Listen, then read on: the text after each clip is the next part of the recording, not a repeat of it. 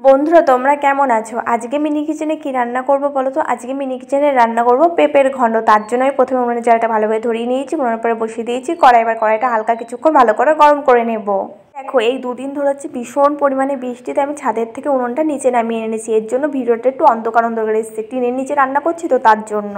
আমারই তো রান্না করতে হবে মিনি কিচেনে, আর বাইরে বৃষ্টি হচ্ছে, যা ছাদের পরে কি করে রান্না করবো বলো? ভীষণ বৃষ্টি থামছেই না। কিছুক্ষণ পর কড়াইটা হালকা গরম হয়ে গেলে তার ভেতরে দিয়ে দিচ্ছি পরিমাণ মতো কিছুটা সর্ষে তেল। দিয়ে কড়াইয়ের তেলটা গরম হতে থাকবো। আর এদিকে আমি রেখেছিলাম হাফ কিছুটা আলুটা আমি ভালো করে ঘষে দিয়ে ঘষে নেবো, যেভাবে পেঁপেটা ঘষে নিয়েছি সেইভাবে। তাহলে পেঁপের ঘন্টর ভেতরে দিলে না খেতে খুব ভালো লাগবে, একটু আলু আলু গালে পড়বে, খেতে বেশ ভালো লাগবে। তোমরা আলু যারা খেতে পছন্দ করো তারা দিতে পারো, যারা আলু খেতে পছন্দ করো না তাদের দেওয়া লাগবে না। আর এদিকে কড়াইয়ের তেলটা গরম হয়ে গেছে, কড়াইয়ের তেলের ভিতরে দিয়ে দিলাম কিছুটা পরিমাণে জিরে সম্বরার জন্য। এরপরে জিরে দেওয়া হয়ে যাওয়ার পর খুন্তিতে একটু ভালো করে জিরেগুলো নাড়াচাড়া করে দিলাম। বন্ধুরা তোমরা যদি এখন আমার চ্যানেলটি সাবস্ক্রাইব না করে থাকো অবশ্যই মনে করে আমার চ্যানেলটি সাবস্ক্রাইব করে দিও। তোমাদের কাছে ভিডিওটা ভালো লাগে তাহলে ভিডিওটা লাইক করে দিও। ঠিক আছে, দেখো জিরেটা ভালো করে ভেজে নেওয়া হয়ে গেছে। কড়াই তেলের ভেতরে দিয়ে দিলাম কুচি করে না পেঁপেগুলো। এখন তোমরা জিরে দিয়ে সোমবার হবে, তার সঙ্গে একটা শুকনো লঙ্কাও দিতে পারো। বাড়িতে শুকনো লঙ্কা ছিল না তাই আমি দিই না। দেখো পেঁপের ভেতরে দিয়ে দিলাম ঘষে নেওয়া আলুগুলো।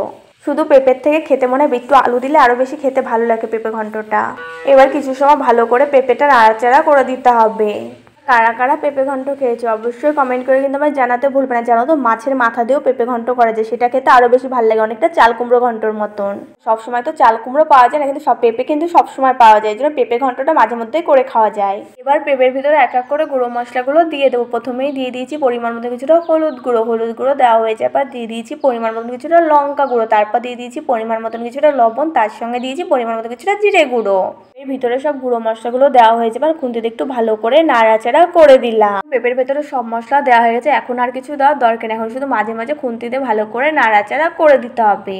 বন্ধুরা তোমরা আমার মিনি কিচেনে আর কি কি রান্নার ভিডিও দেখতে চাও সেটাও কমেন্ট করে জানাতে পারো, তাহলে আমি তোমাদের পছন্দ মতন রান্নার ভিডিও করে দেখাতে পারি। আজকে তোমাদের কাছে মিনি কিচেনে পেঁপের ঘন্টটা কেমন লেগেছে সেটাও কমেন্ট করে জানাতে ভুলবে না কিন্তু।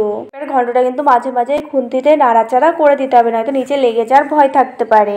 মা না বাড়িতে একটা ভাজা মশলা করে রাখে, সেটা হচ্ছে লঙ্কা ধনে আর জিরে হালকা কড়াইতে ভেজে সেটা গুঁড়ো করে রাখে, সেটা আমি দিয়েছিলাম, সেটা তোমাদের দেখানো হয়নি ঘন্টটার ভেতরে। ঠিক আছে, তোমাদের সাথে গল্প করতে করতে কিন্তু আমার পেঁপের ঘন্ট প্রায় রান্না করা কমপ্লিট। তোমরা কি করে বুঝবে বলো তো ঘন্টটা রান্না করা হয়েছে? দেখবে এক জায়গা পুরো গোলটা পাকিয়ে যাবে, আর হচ্ছে কড়াই থেকে এমনি এমনি উঠে আসবে ঘন্টটা। সুন্দর করে আমি বাটিতে তুলে নিলাম। তোমরা কে কে খেতে চাও চলে আসো। পেঁপের ঘন্ট খেতে কিন্তু হয়েছিল খুবই টেস্টি।